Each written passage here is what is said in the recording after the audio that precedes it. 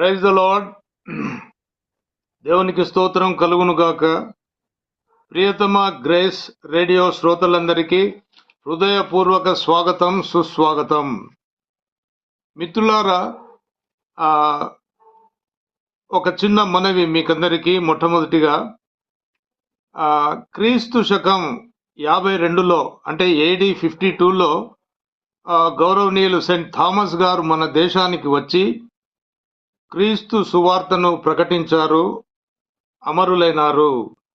ఆయన మన దేశానికి అందించిన గొప్ప ఆధ్యాత్మిక సామాజిక వారసత్వాన్ని స్మరించుకుంటూ ప్రతి సంవత్సరం జూలై 3వ తేదీన ఇండియన్ క్రిస్టియన్ డే జరుపుకుంటున్నాం. మనం ఆధునిక భారతదేశాన్ని నిర్మించడంలో ముఖ్యంగా మనము క్రైస్తవులము విద్య, వైద్యం మరియు సేవా రంగాలలో క్రైస్తవులైన మనం అందిస్తున్న నిరంతర సేవలను, త్యాగాలను గుర్తు చేసుకునే పవిత్రమైన రోజు ఇది.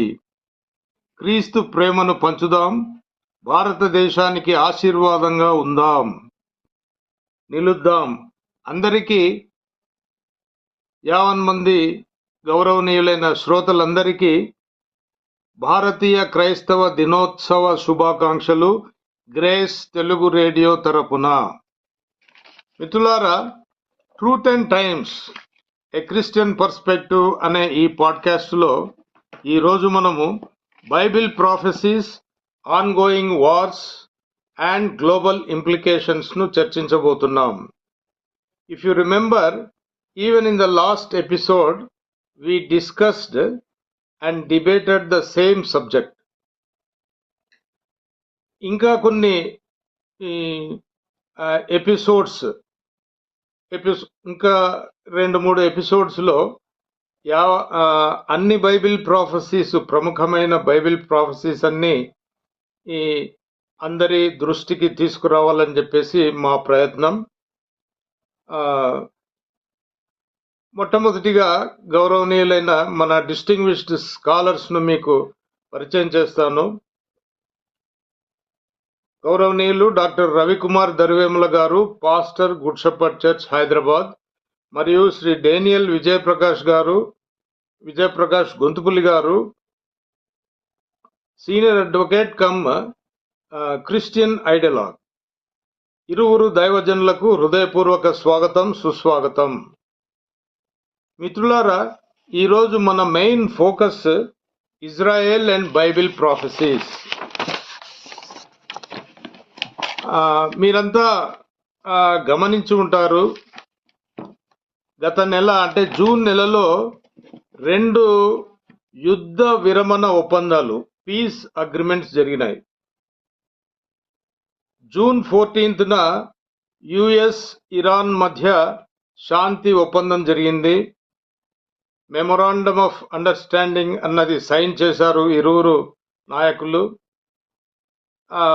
ఇరువైపులా సీజ్ ఫైర్ వయలేషన్స్ జరిగాయి. జలసంధి ఒకరోజు మూశారు, ఇంకొక రోజు తెరిచారు. ప్రపంచానికి క్రూడ్ ఆయిల్ హికప్స్ ఎక్కిళ్ళు పట్టించారు. అయినా కానీ నిలదొక్కుని పీస్ ప్రాసెస్ను బలవంతంగా ముందుకు లాక్కెళ్తున్నారు. రెండవది 25 జూన్ 25వ తేదీన మరో శాంతి ఒప్పందం between Israel and Lebanon America సారథ్యంలో జరిగినది. So according to the military experts from Israel and also the Bible scholars, both these categories have examined this issue and offered their opinions. వాళ్ళ అభిప్రాయం ఏమిటంటే, both these peace deals are bound to fail, are going to fail, as they are built on sand. అంటే ఇసుక మీద కట్టిన ఇది శాంతి ఒప్పందం, just like castle in the air. 2 fail కాబోతున్నాయి అని చెప్పేసి వారు నిర్ధారించారు. ప్రధానమైన కారణం ఏమిటంటే, ఇరాన్ యొక్క కమిట్మెంట్ దీంట్లో లేదు. ఇస్రాయెల్ మీద నిత్యం యుద్ధం చేస్తున్నది దేశం ఏమిటి? ఇరాన్. డైరెక్ట్ వార్ చేతకాక ప్రాక్సీ వార్ జరుపుతున్నది ఎవరు? Iran. Hamas, Houthis and Hezbollah లాంటి ఉగ్రవాద సంస్థలను ప్రోత్సహిస్తూ వాళ్లకు ఫండింగ్ చేస్తూ, ఆర్మ్స్ ప్రొవైడ్ చేస్తూ, మిసైల్స్, రాకెట్స్ సప్లై చేస్తూ నిత్యం గత 15 ఏండ్లుగా ఇస్రాయెల్ మీద యుద్ధం చేస్తున్నది ఎవరు? ఇరాన్. కాబట్టి ప్రధాన శత్రువు ఇజ్రాయెల్కు ఇరాన్. అటువంటి ఇరాన్ నుంచి యుఎస్ ఎందుకు కమిట్మెంట్ తీసుకోలేదు?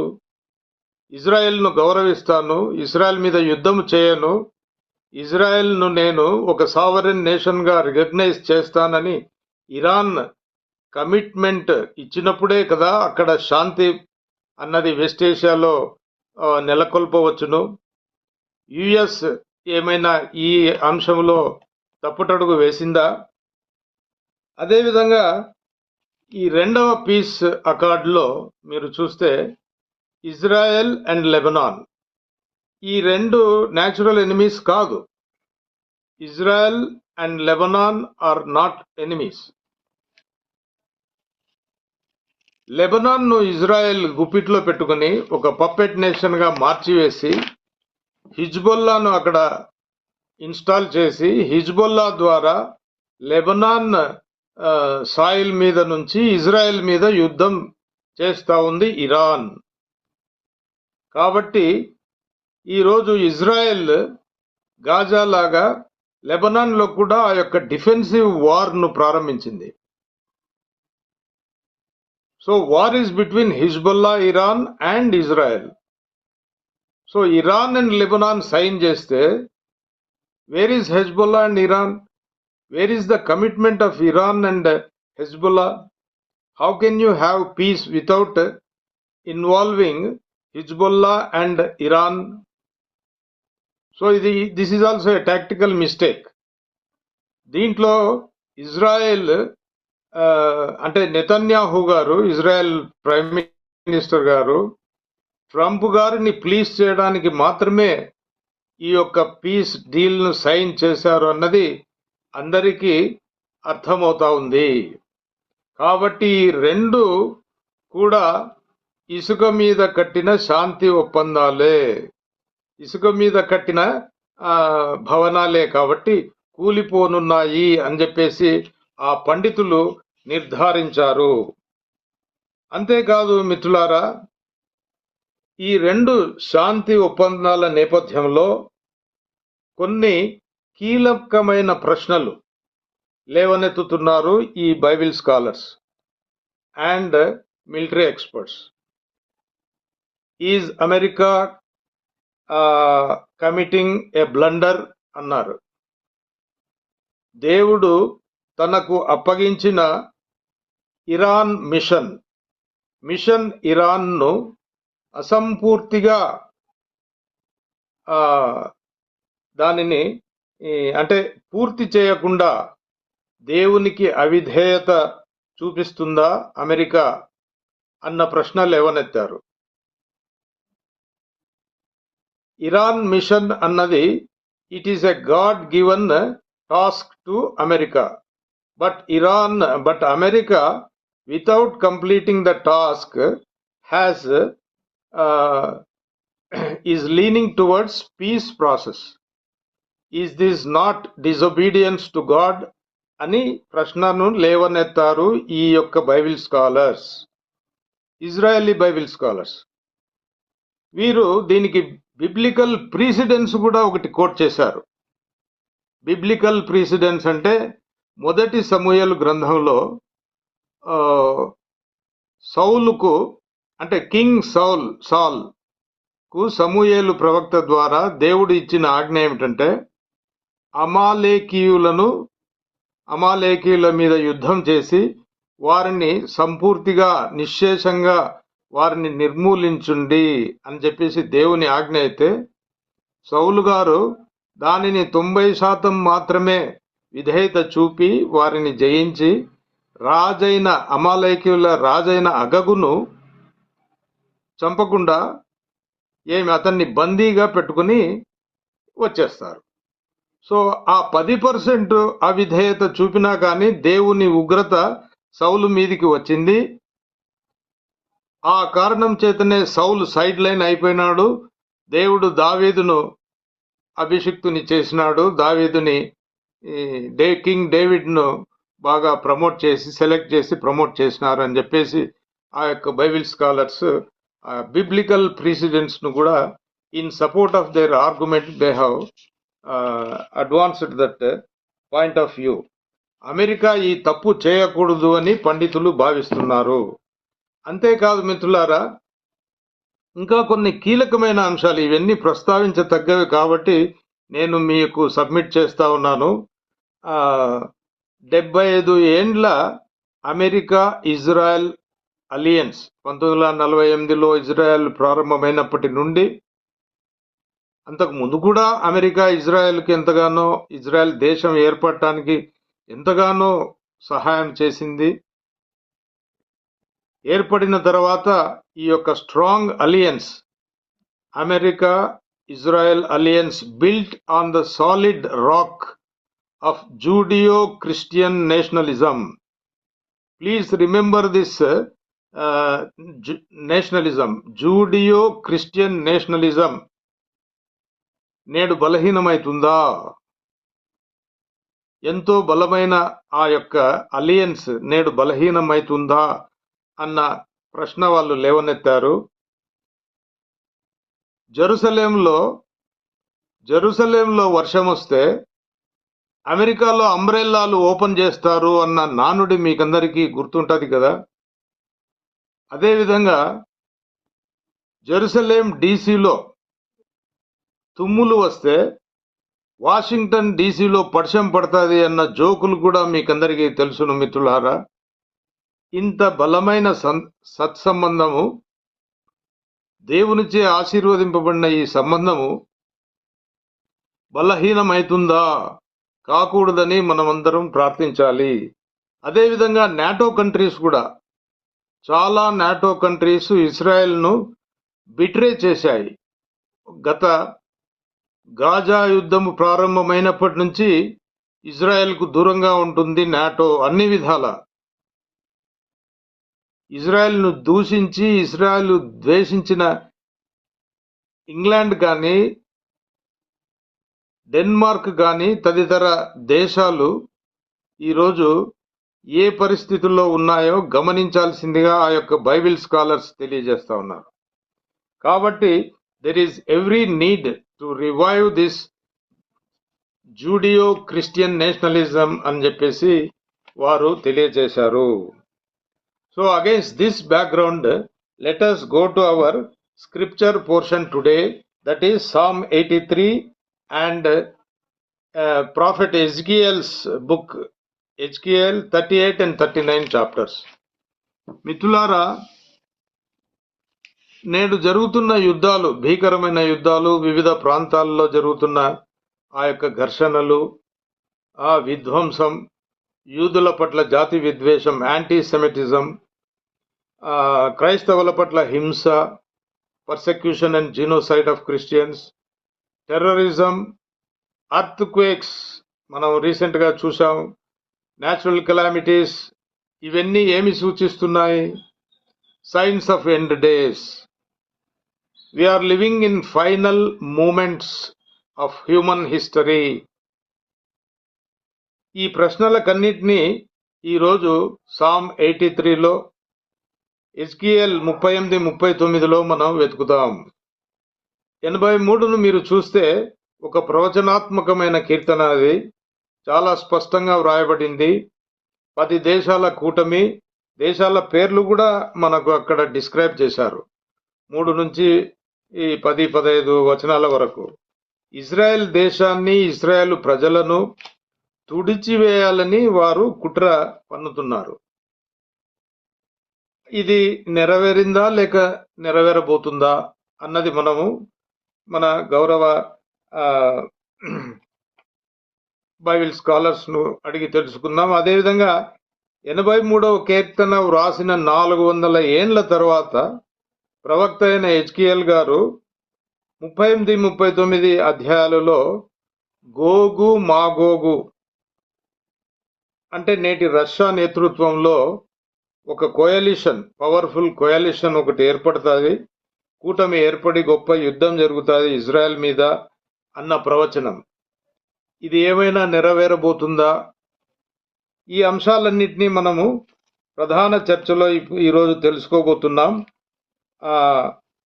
అకార్డింగ్లీ ఇంకా first question accordingly the first question goes to our learned advocate. 83వ కీర్తన ఒక ప్రవచనాత్మకమైన కీర్తన. ప్రస్తుత యుద్ధాల నేపథ్యంలో 83వ కీర్తనను విశ్లేషించండి. మీకు 15 నిమిషములు. Thank you sir. Thank you. ఒకటి మనం ఒకసారి బైబిల్లో చూసినట్లయితే ఆదికాండములో చూస్తే ఆదికాండం 12:2-3 చూస్తే, నిన్ను గొప్ప జనముగా చేసి నిన్ను ఆశీర్వదించి నీ నామమును గొప్ప చేయుదును, నీవు ఆశీర్వాదముగా నుందువు, నిన్ను ఆశీర్వదించిన వారిని ఆశీర్వదించదను, నిన్ను దూషించు వారిని శపించేదను, భూమి యొక్క సమస్త వంశములు నీ యందు ఆశీర్వించబడునని అబ్రహాంతో అనగా యెహోవా అతనికి చెప్పిన ప్రకారం అబ్రహాం వెళ్ళాడు. సో మనం ఈ చరిత్రను ఒకసారి చూస్తే ఇజ్రాయెల్ ఎక్కడి నుంచి ఫామ్ అయిందంటే అబ్రహాం. సో అబ్రహాముకి దేవుడు ఇచ్చిన వాగ్దానం ప్రకారం దేవుడు యొక్క దీన్ని పట్టుకొని విశ్వాసంతో ముందుకెళ్ళాడు. ఆ ప్రకారం మనకు అయ్యింది. తర్వాత మనం చూసినట్లయితే దేవుడు ఎటువంటి ఇజ్రాయెల్ని కోరుకుంటున్నాడు అనేది కూడా మనం చూసినట్లయితే యెషయా 42 చూస్తే 42:6 నుంచి చూసుకుంటే, గుడ్డివారి కన్నులు తెచ్చుటకు, బాధింపబడిన వారిని చెరసాల్లో వెలుపలికి తెచ్చుటకును అన్ని చూసుకుని, ఆ లింక్ చూసుకొని, అంటే ఇజ్రాయెల్ అంటే దేవుని యొక్క ఆజ్ఞల్ని పాటించే దేశముగా, దేవుని యొక్క చిత్తాన్ని నెరవేర్చే దేశముగా, దేవుని యొక్క ప్రజలుగా, దేవుడు ఎన్నుకోబడిన ప్రజలుగా ఉండవలసిన ఇజ్రాయేలీలు. లాస్ట్లోకి వస్తే గలతీలు 3వ అధ్యాయం 16వ వచనం, 3:16, అబ్రహామునకును అతని సంతానమునకును వాగ్దానములు చేయబడెను, ఆయన అనేకులను గూర్చి అన్నట్టు సంతానములకును అని చెప్పగా ఒకని గూర్చి అన్నట్టే ఆ సంతానము క్రీస్తు. సో ద లింక్ అబ్రహాం నుంచి ఇజ్రాయెల్, ఇజ్రాయెల్ నుంచి యేసుక్రీస్తు.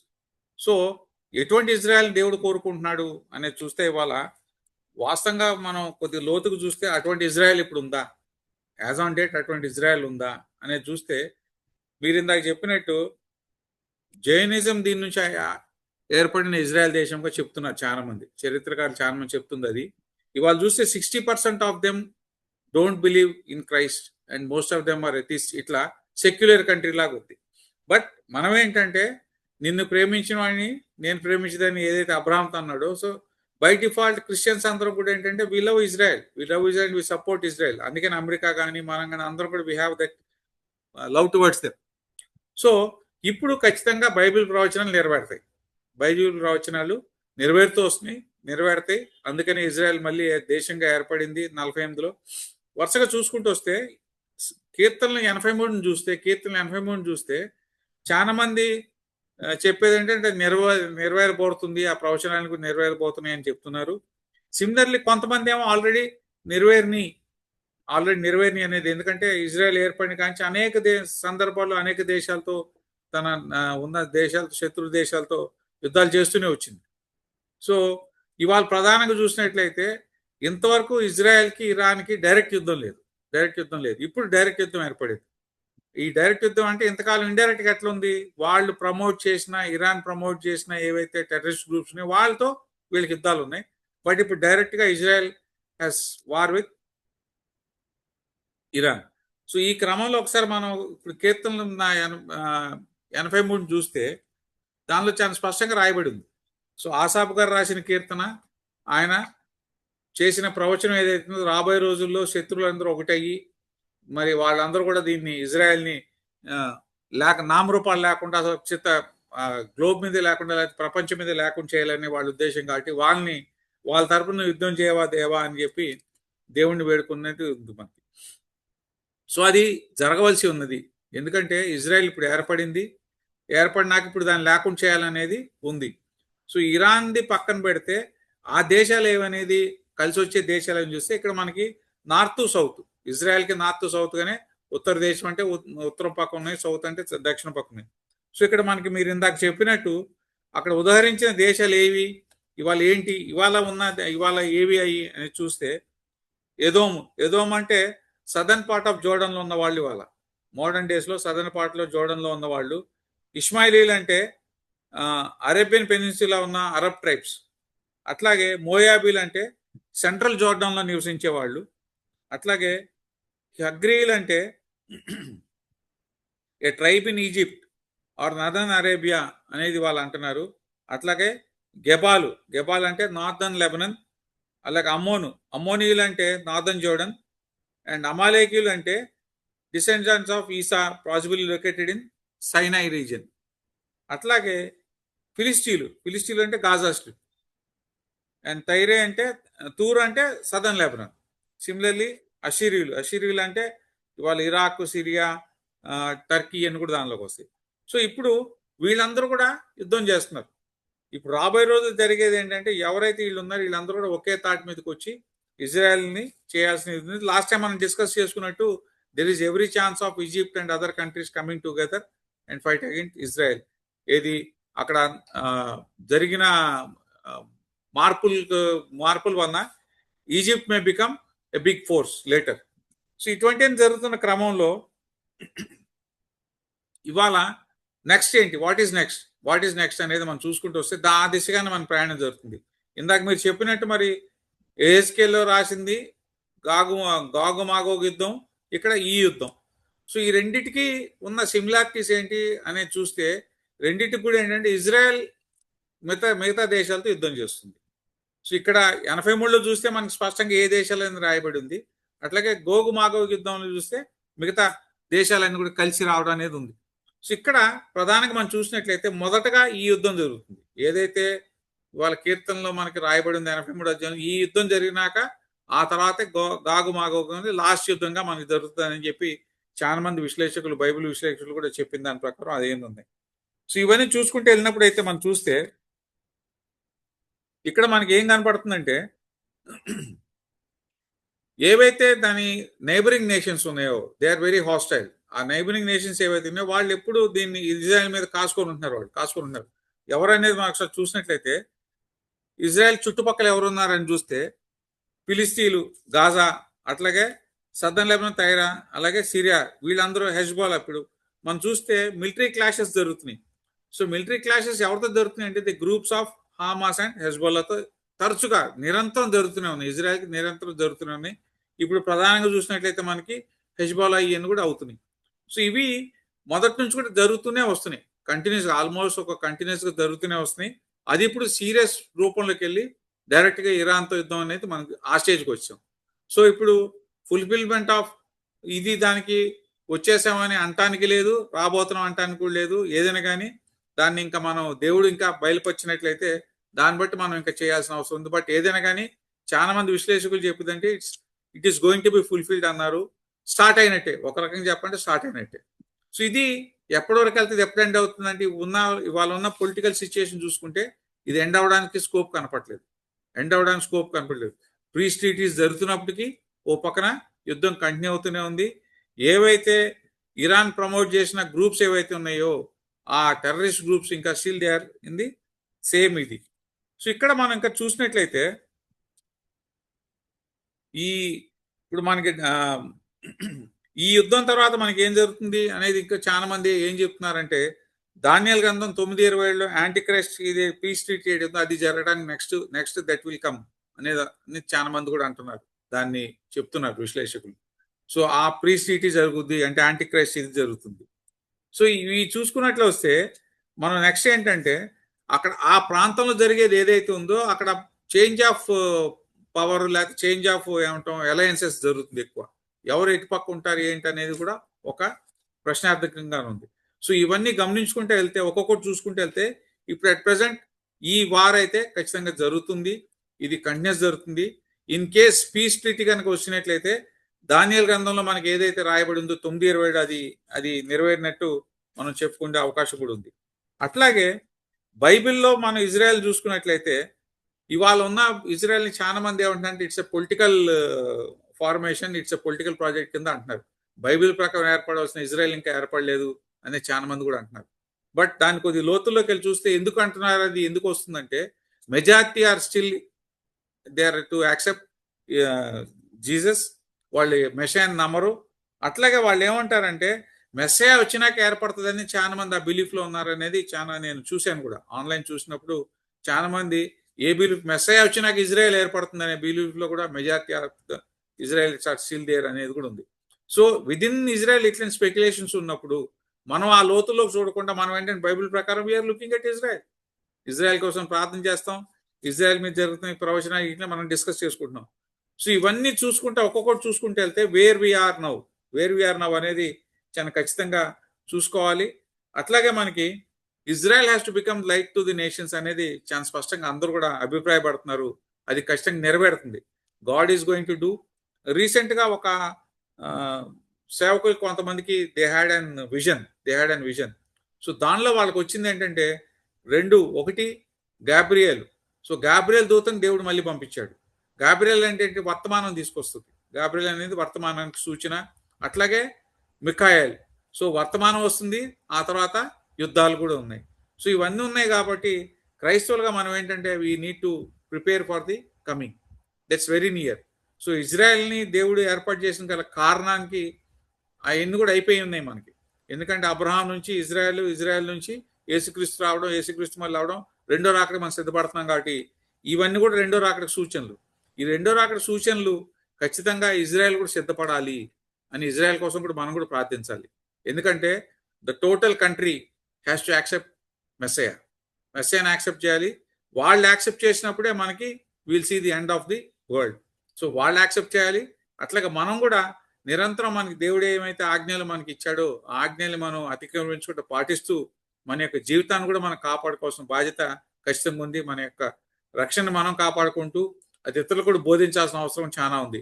ఎందుకంటే ఇవాళ ఒక్కొక్కరు రకరకాల బోధనలు వెళ్తున్నాయి, రకరకాలుగా ఎవరికాళ్ళు చెప్పుకుంటూ వెళ్తున్నారు. కాబట్టి మనందరికి బేసిస్ వాక్యమే కాబట్టి వాక్యంలో ఉన్నదే మనం బోధించాలి. వాక్యంలో ఏది చెప్తుందో దాన్నే బోధించాలి. కాబట్టి ఈ డిఫరెన్స్ రాకుండా చూసుకోవాలి. మీరు చెప్పింది జైనిజం, జూడాయిజం ఇవన్నీ కూడా ఉన్నాయి. మరి అవన్నీ కూడా మనం I discuss in the next, if possible I try to share some points in the next దీనిలో. సో ఇవన్నీ కూడా మనం ఖచ్చితంగా అక్కడ ఉన్న డిఫరెన్సెస్ తీసుకొచ్చి అవే ఇక్కడ మనకి వేరియస్ మన దేశాన్ని పోల్చుకుంటే వీ హ్యావ్ వేరియస్ డినామినేషన్స్. ఒక పక్కన హిందుత్వం ఉంది, ఒక పక్కన ముస్లింలు ఉన్నారు. Similarly with in the Christians we have many denominations. So ఈ మెనీ డినామినేషన్స్ లో చూసుకుంటే వెళ్తే సాబత్ డే మీద మనకి we have difference of opinion 7 day and Sunday. So దాన్ని వేరే టాపిక్ గా చూసుకుంటే ఇట్లా ఇంటర్నల్ గా చూసుకుంటే we have many differences. So ఈ డిఫరెన్సెస్ అని కూడా పక్కన పెట్టి అందరూ కూడా ఒకే తాటి మీదకి వచ్చి ఇజ్రాయెల్ కొరకు ప్రార్థన చేయడమే కాకుండా ఇజ్రాయెల్ని దేవుడు కాపాడాలి, ఇజ్రాయలీలు మొత్తం కూడా యేసుక్రీస్తుని యాక్సెప్ట్ చేయాలి, అక్కడ దేవుడు ఆయన యొక్క రాజ్యాన్ని స్థాపించాలి. కాబట్టి దాని కొరకు మనం ప్రార్థిస్తూ వాళ్ళ వైపు చూస్తూ, ఎందుకంటే లోకానికి వెలుగై ఉండాలి. సో ఇజ్రాయలీలు మాత్రమే కాదు, మనమందరం కూడా వెలుగై ఉండాలి. మనమందరం కూడా ఉప్పు వలె జీవించాలి, లోకానికి ఉప్పై ఉండాలి. సో ఉప్పై ఉండాలి అన్నా వెలుగై ఉండాలి. సో ఈ రెండుని తీసుకుంటే మనం ఇజ్రాయెల్తో పాటు మనం కూడా లోకానికి ఉప్పై ఉండాలి, వెలుగై ఉండాలి. కాబట్టి ఏ రకంగా అయితే మనం వెలుగునివ్వగలుగుతాం, ఏ రకంగా మనం జీవిస్తే లోకానికి ఉప్పుగా మనం ఉండగలుగుతాం అనేది మనం అందరూ కూడా దృష్టిలో పెట్టుకొని దీన్ని మనం ముందు తీసుకెళ్లాల్సిన అవసరం ఉంది. మరి ఈ 83లో ఏవైతే చెప్పిన ఆసాపు గారు రాసిన కీర్తనలు ఏవైతే ఉన్నాయో అవన్నీ కూడా నెరవేరుకుంటూనే వస్తున్నాయి. ఆల్రెడీ చాలా మంది విశ్లేషకులు చూస్తే it has started, the prophecy has started అంటున్నారు. But very few have said that it is already done అని. It is not history, but it has started, it is going to happen.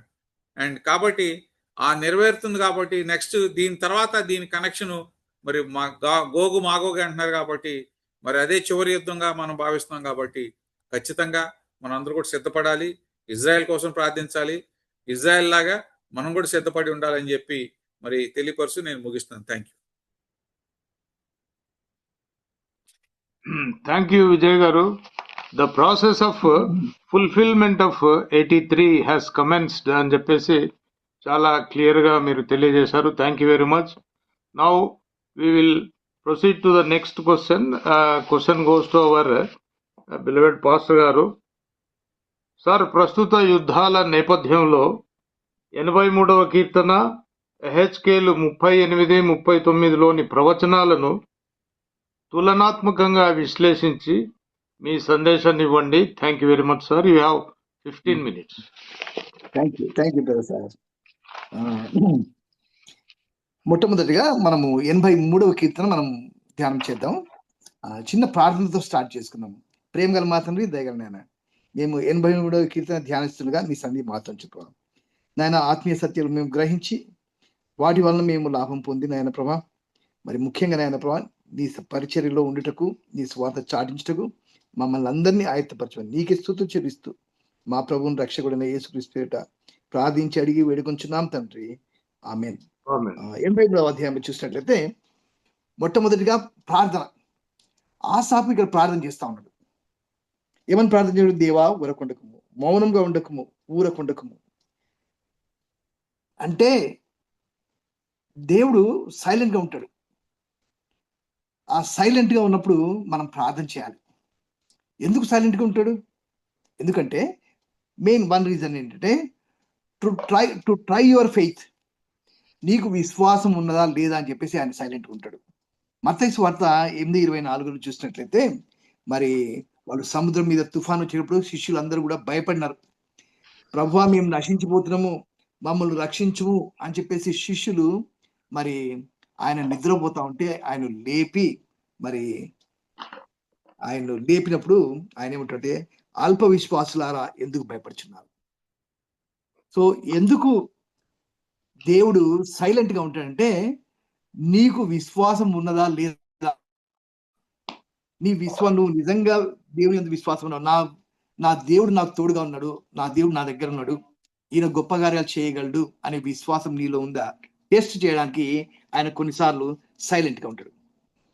యెషయా గ్రంథం 59లో చూసినట్లయితే మరి ఇన్ టైమ్స్ ఆఫ్ ట్రబుల్, మరి మనం యథార్థంగా లేనప్పుడు, మనము పాపంలో ఒప్పుకోని పోయినప్పుడు, and he will be silent, he will not answer our prayer. దేవుని వాక్యంలో ఏముందంటే, మీ దేశంలో మరి మనకు మన దేవునికి అడ్డంగాను, మీ పాపములకు ఆయన మరి ముఖంను మీకు మరుగుపరచెను గనుక ఆయన ఆలకింపకున్నాడు. సో మనం పాపములు చేస్తూ ఉంటే ఆయన సైలెంట్ అయిపోతాడు. మన పాపములు ఒప్పుకోనంత వరకు ఆయన హీ వోంట్ గివ్ రిప్లై. మరి యాకోబు పత్రిక 4:3 చూస్తే, మీరు అడిగినను మీరు మీ భోగముల నిమిత్తం వినియోగించుటగా దురుద్దేశంతో అడుగుతున్నారు. మనం ఒకవేళ దురుద్దేశంతో ఏమైనా ప్రార్థన చేస్తే గాడ్ విల్ బి సైలెంట్. యాకోబు పత్రిక 1వ అధ్యాయము 6వ వచనం చూస్తే, సందేహింపక విశ్వాసంతో అడగాలి. సో మనం ప్రేయర్ చేస్తే సందేహించకుండా విశ్వాసంతో ప్రార్థన చేయాలి. అండ్ సమ్ టైమ్స్ దేవుడు ఏం చేస్తాడంటే, ఈ ఒక్కొక్కరు యుద్ధాలకు వస్తూ ఉన్నారు శత్రువులు. మరి దేవుడు వెయిట్ చేస్తున్నాడు. ఒకరేంటి, 2 రాని, 3 రాని, 5 మంది రాని, 10 మంది రాని. ఇక్కడ చూసినట్లయితే 10 మంది అగెన్స్ట్ గా, మరి ఇశ్రాయేల్ దేశంలో అగెన్స్ట్ గా మరి యుద్ధం చేయడానికి రెడీ ఉన్నారు. అంటే ఇప్పుడు గాడ్ ఈజ్ డిలేయింగ్. ఎందుకంటే వాళ్ళందరూ కూడి రావాలి, అప్పుడు చూద్దాం, మొత్తం ఒకసారి ఆ 10 మందిని నాశనం చేద్దామనే ఉద్దేశం కొరకు దేవుడు వెయిట్ చేస్తున్నట్లుగా కూడా మనం చూస్తాం. మరి ఇక్కడ చూసినట్లయితే ఎందుకు ప్రార్థన చేస్తానంటే, నీ శత్రువులు అల్లరి చేయుచున్నారు. దేవా, నీ శత్రువులు అల్లరి చేస్తున్నారు, నిన్ను ద్వేషించువారు తలెత్తున్నారు, నీ ప్రజల మీద వారు కపటపడ్డారు, నీ మరుగుజొచ్చిన వారి మీద ఆలోచన చేస్తున్నారు. అంటే దేవుని బిడ్డలకు అగెన్స్ట్ గా ఎవరు యుద్ధం చేసినా కానీ వారు దేవునికి శత్రువులు. దేవుణ్ణి ద్వేషించువారు అన్నారంటే అర్థం ఏంటంటే దేవుని ప్రజలను ద్వేషించేవారు. ఈరోజు చర్చ్, దేవుని బిడ్డలు, దేవుని యందు విశ్వాసం ఇచ్చిన వాళ్ళకు మరి రకరకాలుగా మరి హింసలు వస్తున్నాయి, శ్రమలు వస్తున్నాయి, అనేకులు వారి మీద మరి యుద్ధానికి వస్తున్నట్టుగా కూడా మనం చూస్తున్నాము. సో మెనీ పీపుల్ ఆర్ మరి ఫైటింగ్ అగైన్స్ ద చర్చ్, దేవుని యొక్క సంఘాన్ని మరి నాశనం చేయాలని చెప్పేసి ఇది ఫైట్ చేస్తా ఉన్నారు. అండ్ అంతేకాదు ఇస్రాయల్ పేరు ఇక నువ్వు జ్ఞాపకం రాకపోయినట్లు జనంగా ఉండకుండా వారిని సంహరించడం అంటే ఆ దేశాన్ని వైపౌట్ చేద్దాం, అంటే చర్చ్ని, సంఘాన్ని మొత్తం నాశనం చేద్దాం అని చెప్పేసి సాతాన్ ప్రయత్నాలు చేస్తూనే ఉంటది. ఏక మనసుతో వారు ఆలోచించారు. అంటే మొత్తము శత్రువులందరూ గుమికూడి ఈ 10 మంది శత్రువులు దగ్గర దగ్గర ఇక్కడ దేవుని వాక్యంలో ఏముందంటే ఏదోమీలు, ఇష్మాయిలు, మోయాబీలు, హగ్రీయులు, గెబల్వారు, అమ్మోనీయులు, అమాలేకులు, ఫిలిస్తీన్లు, అంతేకాదు అష్షూరీయులు. వీళ్ళందరూ లెక్కేసుకుంటే 10 మంది. వీరందరూ కలిసి ఏకముగా నీకు విరోధంగా నిబంధన చేయించున్నారు. సో శత్రువు అంతా యూనిట్ అయిపోతా ఉన్నారు. మరి ఇప్పుడు క్రిస్టియన్ మరి సర్కిల్స్ లో చూసినట్లయితే, చర్చెస్ చూసినట్లయితే, సంఘాలు చూసినట్లయితే రకరకాలుగా విడిపోతా ఉన్నాయి.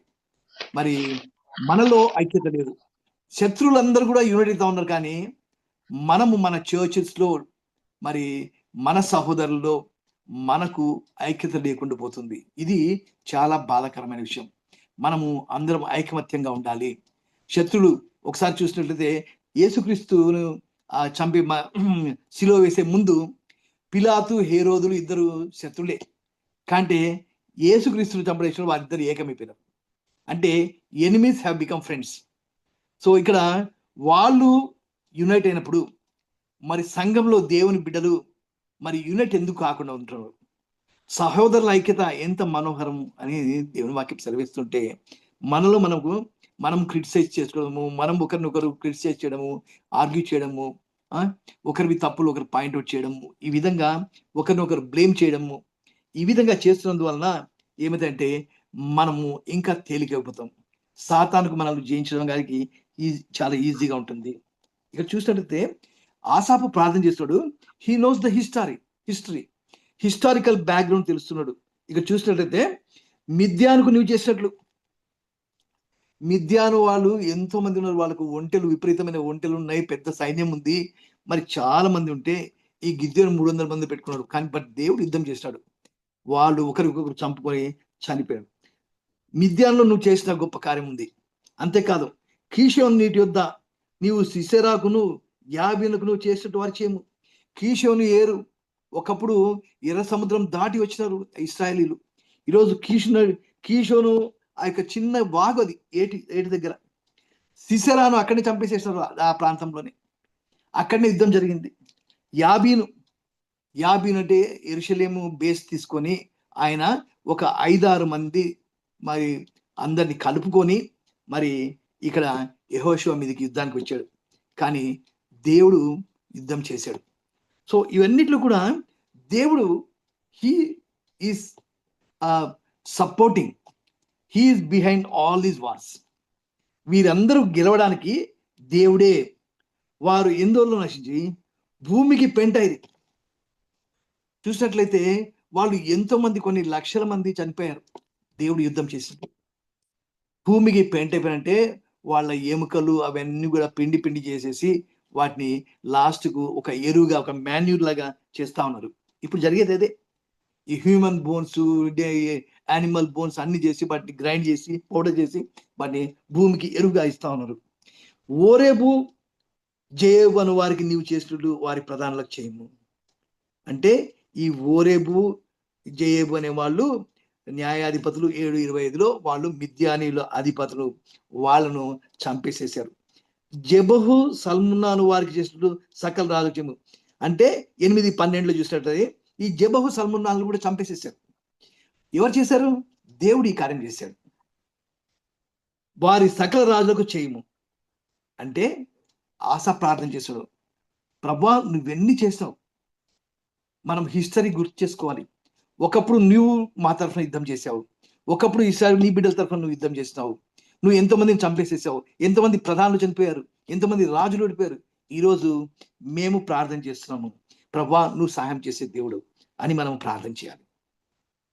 దేవుని నివాసం మనము ఆక్రమించుకున్న వారు చెప్పుకుంటున్నాం, నా దేవా సుడిగాలి తిరుగు ధూళి వలను గాలి ఎదుటి బగుడాకుల వలన వారిని చేయము, అగ్ని అడవిని కాల్చుకుంటూ తగినట్టు నీ తుఫాన్ చేత అంతము, నీ సుడిగాలి చేత వారికి భీతి పుట్టించు.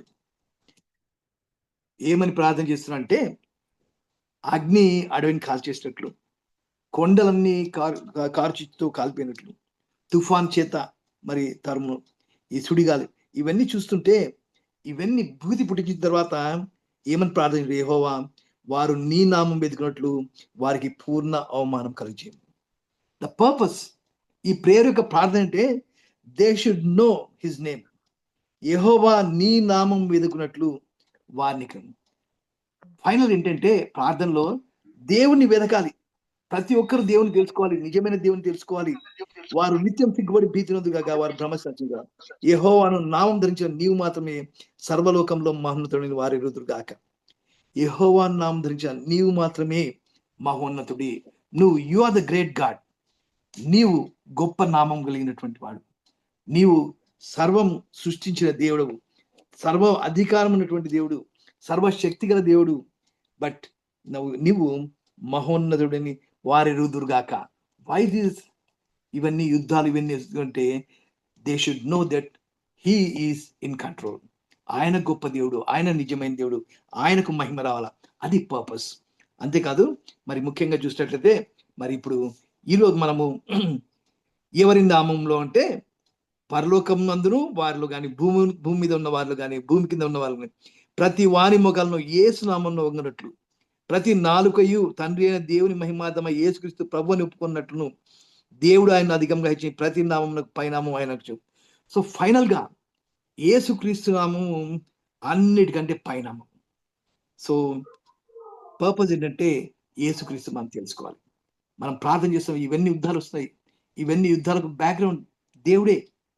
దేవుడు హీజ్ ఇన్ కంట్రోల్. అండ్ అంతేకాదు ఆయన నామం కనిపించే వాళ్ళ యుద్ధం ద్వారా ఆయనను ఇతరులు తెలుసుకోవాలి. That is the purpose. So దీని ద్వారా దేవుడు మన దేవుడు, నిజమైన దేవుడు, గొప్ప దేవుడు, జీవుల దేవుడు. అంతేకాదు ఆయన అపోజిషన్ అణిచివేసేసేటువంటి గొప్ప దేవుడు. కాబట్టి ఈరోజు ఆయన నామం కనపరచాలా. ఆయన నామంలో రక్షణ ఉంది, ఆయన నామంలో మరి నిత్య జీవం ఉంది. కాబట్టి యేసయ్య నామంలో నిత్య జీవం, కాబట్టి యేసయ్యను మనం రక్షకుడిగా ప్రభువుగా అంగీకరించాలి. అంతే. Over to brother Sagar.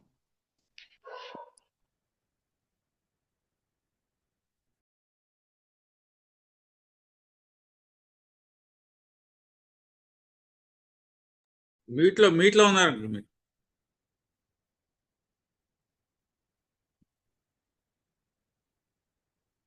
ఇజ్రాయెల్ను ఏకాకి చేస్తున్నారా? నాటో దేశాల పాత్ర ఏమిటి?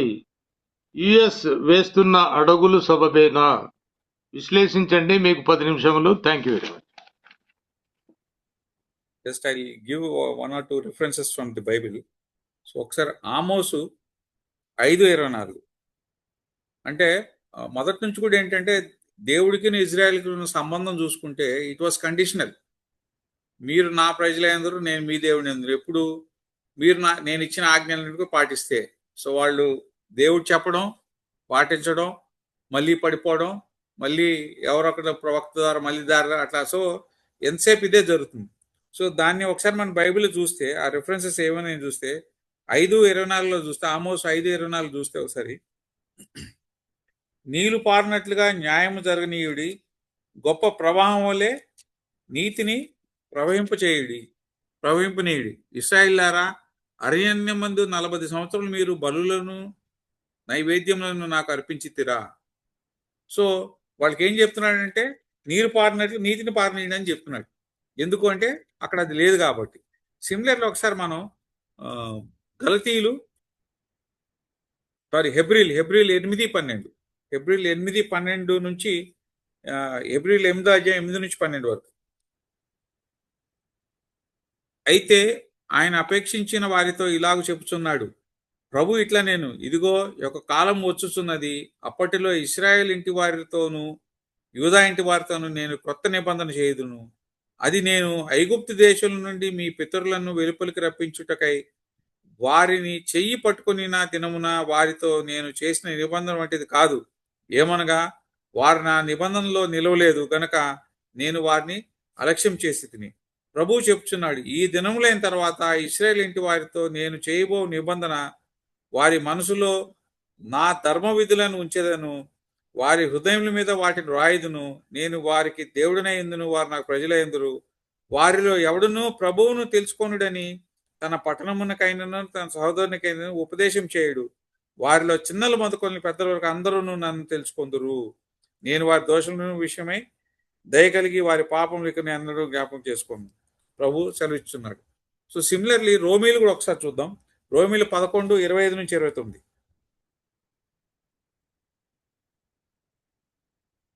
సహోదరులారా, మీ దృష్టికి మీరే బుద్ధిమంతులమని అనుకొనకుండానట్లు ఈ మర్మం మీరు తెలుసుకుని కోరుచున్నాను. అదేమనగా అన్యజనుల ప్రవేశము సంపూర్ణ మగు వరకు ఇశ్రాయేలునకు కఠిన మనసు కొంత మటుకు కలిగెను.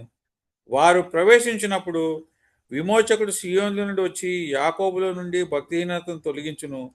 నేను వారి పాపములను పరిహరించినప్పుడు నా వలన వారికి కలుగు నిబంధన ఇదియే అని రాయబడినట్లు ఇశ్రాయేల్ జనులందరూ రక్షింపబడుదురు. సువార్త విషయం అయితే వారు మిమ్మును బట్టి శత్రువులు గాని, ఏర్పాటు విషయం అయితే పితరులను బట్టి ప్రియులై ఉన్నారు. సో ఇక్కడ స్పష్టంగా మనకి తెలపబడుతుంది ఇజ్రాయెల్ యొక్క పరిస్థితి ఎలా ఉంది, ఎలా ఉన్నారనే దానికి. ఇక్కడ మనం లాస్ట్లో చూసినట్లయితే సువార్త విషయం అయితే వారు మిమ్మును బట్టి శత్రువులు కానీ, ఏర్పాటు విషయం అయితే పితరులను బట్టి ప్రియులై ఉన్నారు. సో వాళ్ళు ఏర్పాటు చేసుకోబడిన జనాంగం, దేవుడు ఏర్పాటు చేసుకోబడిన జనాంగం కాబట్టి, but still it is conditional. So అవన్నీ ఖచ్చితంగా ఇప్పుడు ఇదే స్థితిలో ఉన్నారు వాళ్ళు. ఇజ్రాయేలీలు ఈ స్థితిలో ఉన్నారు. ఈ స్థితిలోంచి ఏవైతే మన రిఫరెన్సెస్ ఈ స్థితిలోకి మారినప్పుడు ఖచ్చితంగా దేవుడు వారికి తోడై ఉంటాడు. ఇందాక మరి పాస్టర్ గారు చెప్పినట్లు వాళ్ళు ప్రార్థించాలి, ఖచ్చితంగా దేవుడికి ప్రార్థించాలి.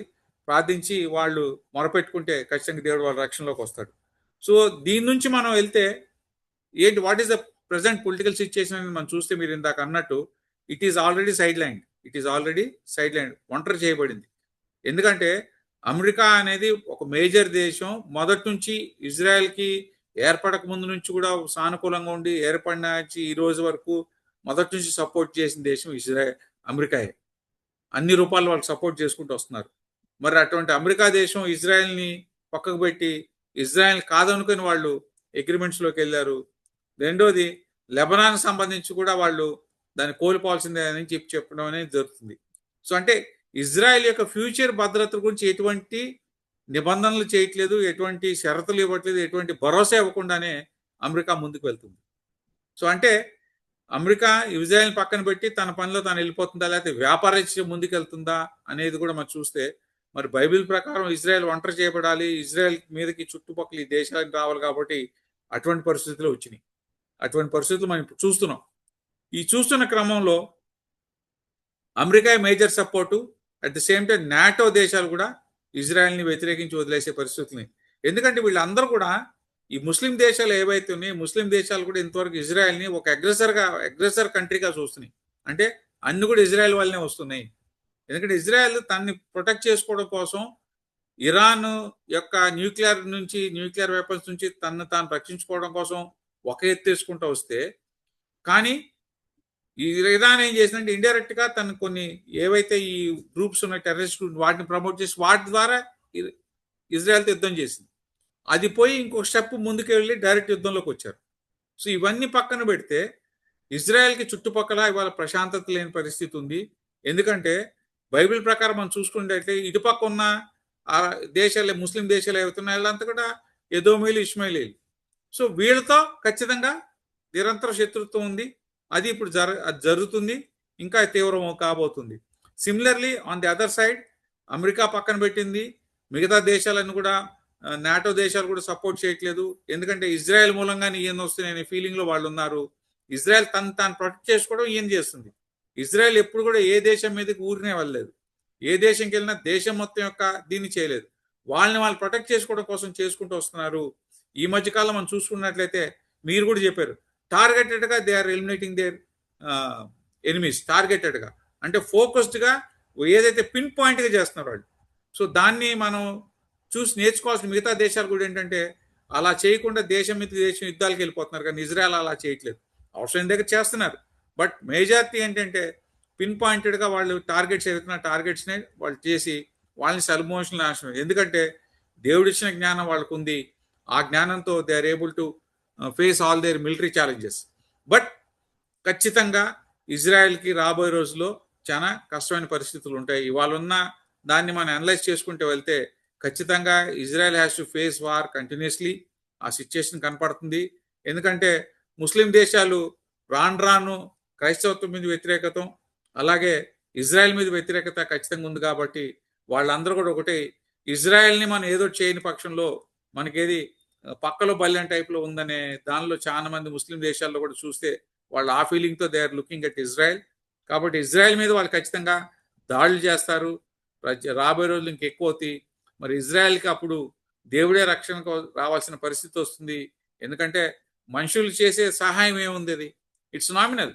Unless and until God goes to their rescue, all these things are nominal and for very short period. So వాగ్దాత భూమి ఎందుకు కొనబడిన జనాంగం కాబట్టి ఖచ్చితంగా దేవుడు వాళ్ళని విడవడు. వాళ్ళకి దేవుడు యొక్క సహాయం ఎప్పుడు ఉంటుంది. కాబట్టి ఇవాళ ఎన్ని అనుకున్నా ఏమన్నా they are still the supreme. చిన్న ప్రాంగమైన దే ఆర్ సుప్రీం. వాళ్ళు చేసిన యొక్క యుద్ధాలు చూసుకుంటూ ఒక్కొక్కటి చూసుకుంటూ వస్తే వాళ్ళు చేసినవి చాలా చక్కగా ఉంటాయి. ఎందుకంటే we can't even expect. So అట్లా శత్రు దేశంలోకి వెళ్ళి వాళ్ళు ముసాద్ అనేది ఏదైతే ఉందో వాళ్ళది, they are just doing a lot. So కాబట్టి ఖచ్చితంగా Israel can face all these countries, there is no doubt. తాను డిఫెండ్ చేసుకోగలదు. It may be a bit critical for it, but definitely it can face it, it can overcome it, and God is there with them and God will surely rescue it.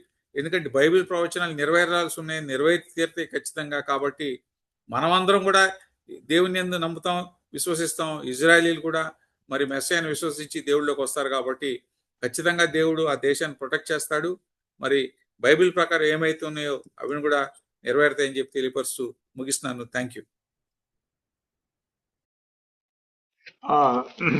You are right Vijay గారు. నిజంగా US is committing a blunder by neglecting Israel. US in fact is inviting troubles. Israel is God's own country. అది ఎప్పటికీ ఎన్ని దేశాలు కలిసి వచ్చినా, ఎన్ని దేశాలు కలిసి వచ్చి యుద్ధం చేసినా, ultimate victory is Israel will be the victorious country. అంటే మనము ఎందుకు why we are worried is US will become a laughing stock among the nations if it truly distances itself from Israel. Thank you very much. We will proceed to the final question to our beloved Pastor గారు. Sir, Bible ప్రవచనాల యొక్క ప్రధాన ఉద్దేశము ఏమిటి? విశ్వాసులకు మీరిచ్చే సందేశం ఏమిటి? ప్రార్థన ఆశీర్వాదము. 10 నిమిషాలు time sir. Thank you very much. Thank you brother ఎం సాగర్ గారు. యెహెజ్కేలు గ్రంథము 38, 39 అధ్యాయాల్లో ఈ గోగు మాగోగుల గురించి మరి మనం చూసాము. ఇక్కడ చూసినట్లయితే మరి దేవుడు మరి గోగుతో మాట్లాడుతూ ఉన్నాడు.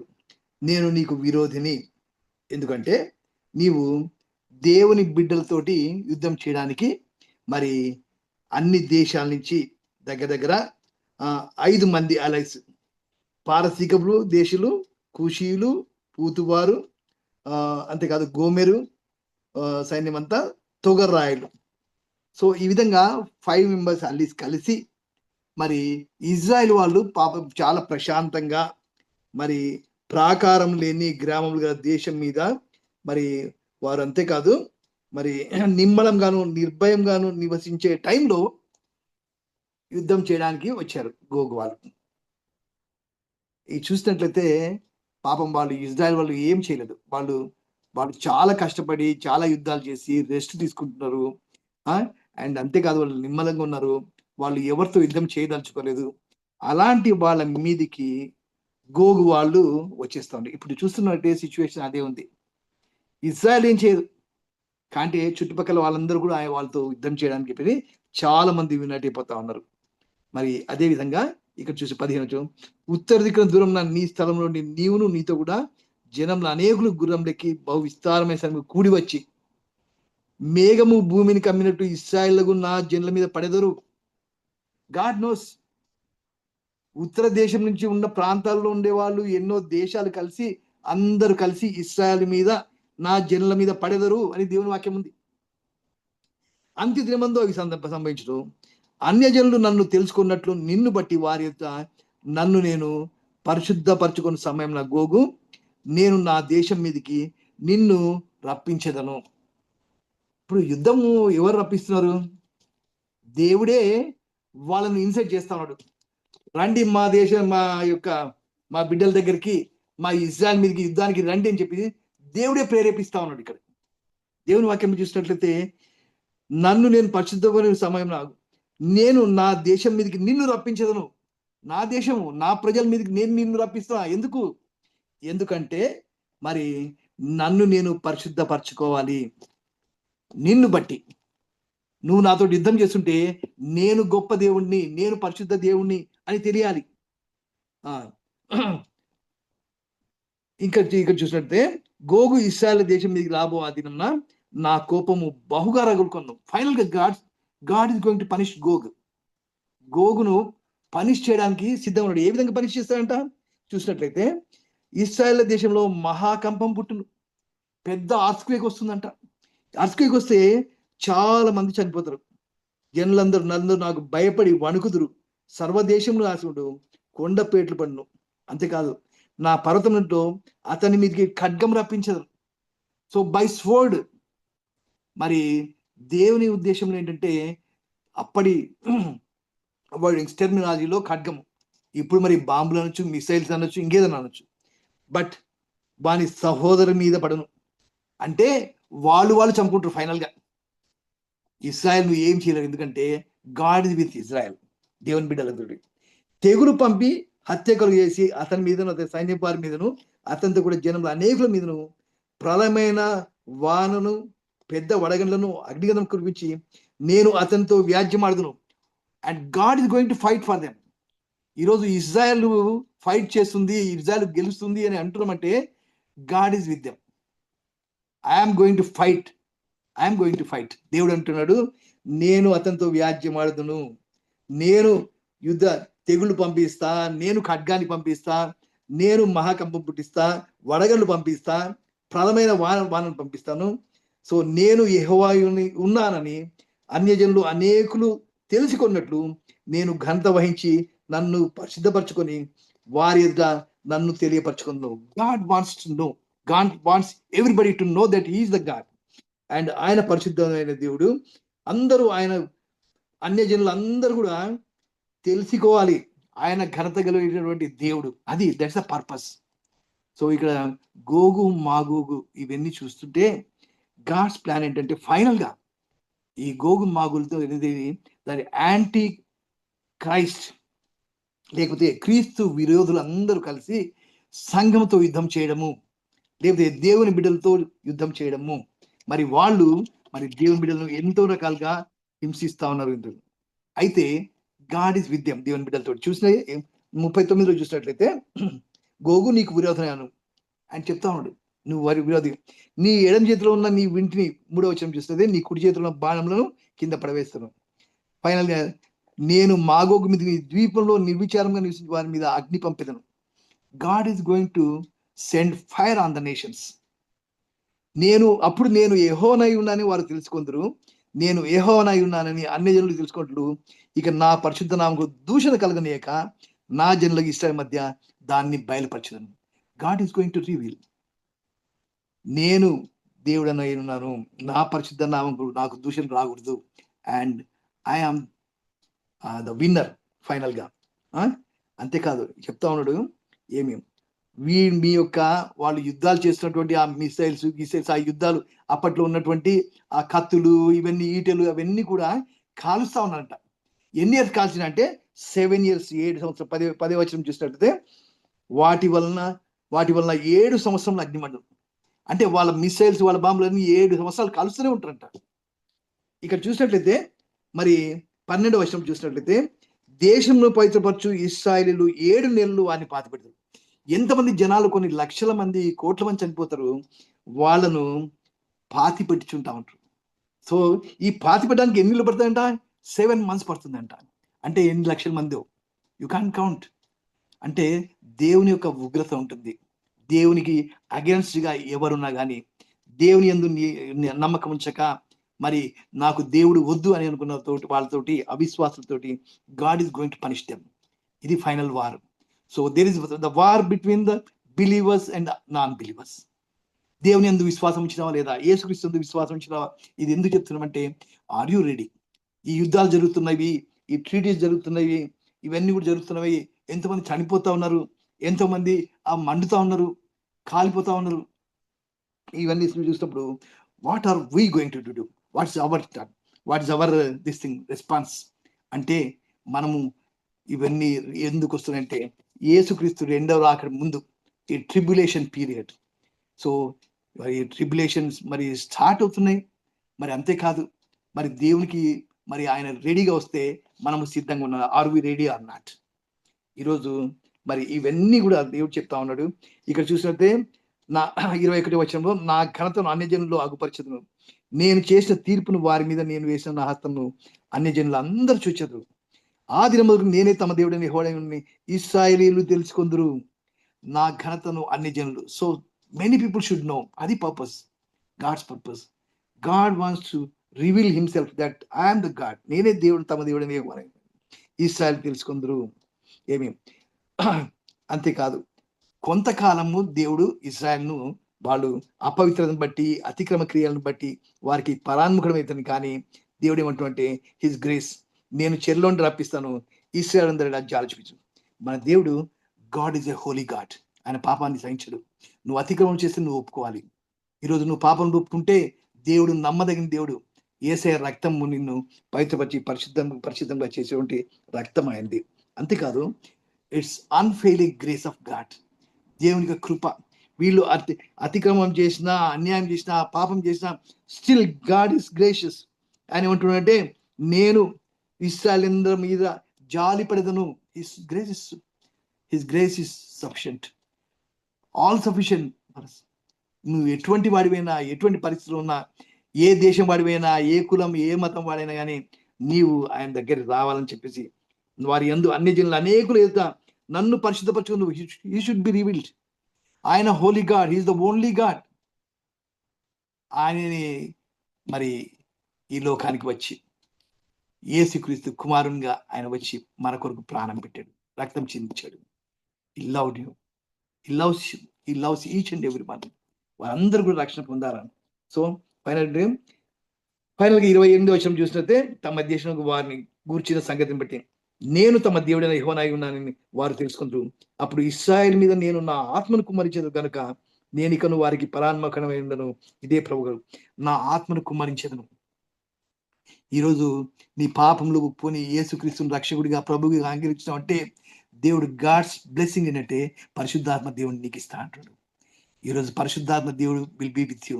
He will guide you and he will take you to the end. అంతం వరకు ఆయన నిన్ను నడిపించి నిత్య జీవంలో చేర్చే గొప్ప దేవుడు మనకున్నాడు. సో ఇవన్నీ చూస్తున్నప్పుడు, ఈ ప్రాఫెసెస్ అన్ని చూసినప్పుడు, వై ప్రాఫెసెస్, చాలా మంది ప్రాఫెసెస్ అంటారు. వై? దేవుని వాక్యంలో ఏముందంటే, 19 ప్రకటన 19 10వ అధ్యాయము 10వ వచనం లాస్ట్ చూసినట్టే, యేసును గూర్చిన సాక్ష్యము ప్రవచన సారం అని నాతో చెప్పింది. The testimony of Jesus, it is the spirit of prophecy. అంటే ప్రవచనాలు అన్నిట్ల సారాంశం ఏంటంటే యేసుక్రీస్తు యొక్క సాక్ష్యం. అంటే యేసును గూర్చి తెలుసుకోవాలి, యేసును చేర్చుకోవాలి, యేసును రక్షకుడిగా, ప్రభువుగా అంగీకరించండి అందరూ. ఎందుకంటే they are going to be punished. చాలా ఘోరమైనటువంటి ఖడ్గం ద్వారా, మరి అగ్ని ద్వారా, భూకంపం ద్వారా, మరి వడగండ్ల ద్వారా అనేక శ్రమలు వస్తూ ఉన్నాయి. But are you turning to Christ? నిజమైన దేవుని వైపు తిరుగుతున్నావా లేదా? మనల్ని మనం పరిశీలించుదాం. చిన్న ప్రార్థన చేసుకుందాం. పరిశుద్ధం ప్రేమల మా తండ్రి దగ్గర నాయన, ఈ సమయంలో ఈ ఎపిసోడ్లో నాయన ప్రభావ, మీరు మాతో ఇంతవరకు నడిపించిన విధానం బట్టి నీకు వందనాలు. ప్రత్యేకంగా ప్రభావ నాయన, నీ బిడ్డలు, నీ దాసులు నాయన ప్రభావ, బ్రదర్ హేమసాగర్ గారిని నాయన, బ్రదర్ డానియల్ విజయ్ గారిని మీరు దీవించండి, ఆశీర్వదించండి ఆయన ప్రభా. ప్రభా ఎన్నో విషయాలు మేము తెలుసుకున్నాం నాయన ప్రభా, ఈ లోకంలో జరుగుతున్నట్టు విషయాలు నాయన ప్రభా. మరి అట్ ద సేమ్ టైం ప్రభా, నీ వాక్యం ద్వారా మీరు ఇంకా బలపడిన ఆయన నీ యందు విశ్వాసం నీ రెండవ రాకడికి ఎదురు చూసే బిడ్డలుగా మమ్మల్ని ఆయతపరచుకొని వేడుకొచ్చిన తండ్రి నాయన ప్రభా. ఈ సమయంలో ప్రభా సుభాష్ గారిని దీవించండి, వారి కుటుంబాన్ని, వారి పరిచర్యను దీవించండి నాయన ప్రభా. నాయన వింటున్న ప్రతి శ్రోతను దీవించి ఆస్వాదించండి నాయన ప్రభా. నాయన మేము ఆత్మీయంగా బలపడాలి నాయన ప్రభా. నాయన మేము సిద్ధపడాలి నాయన ప్రభా. నీ రాకడ వస్తుంది, యుద్ధాలు వస్తున్నాయి, శ్రమలు వస్తున్నాయి ప్రభా, నీ బిడ్డలకు హింసలు జరుగుతున్నాయి, శ్రమలు వస్తున్నాయి ప్రభా. కానీ మేము తెలుసుకొని ఇంకా మమ్మల్ని మేము సరి చేసుకోకుండా మేము పాత జీవితంలో జీవిస్తున్న మమ్మల్ని క్షమించండి ఆయన ప్రభా. నాయన నీ వైపు తిరిగే భాగ్యం మాకు దయచేయండి ప్రభా. నాయన నిత్య జీవనంలో మేమందరం ఉండుటకు నాయన నీ కృప దయచేయమని నీకే స్తుతులు చేస్తూ మా ప్రభువుని రక్షకుడైన యేసుక్రీస్తు పేరిట ప్రార్థించి అడిగి వేడుకొంచున్నాం తండ్రి. ఆమేన్. ఆమేన్. మనం పరమ తండ్రి అయిన దేవుని యొక్క ప్రేమయు మన ప్రభువుని రక్షకుడు యేసుక్రీస్తు కృపయు పరిశుద్ధాత్మ దేవుని అన్యోన్య శ్వాసం చేయడం మాకు ఇప్పుడు ఎల్లప్పుడు సదాకాలం తోడేండును గాక. ఆమేన్. ఆమేన్.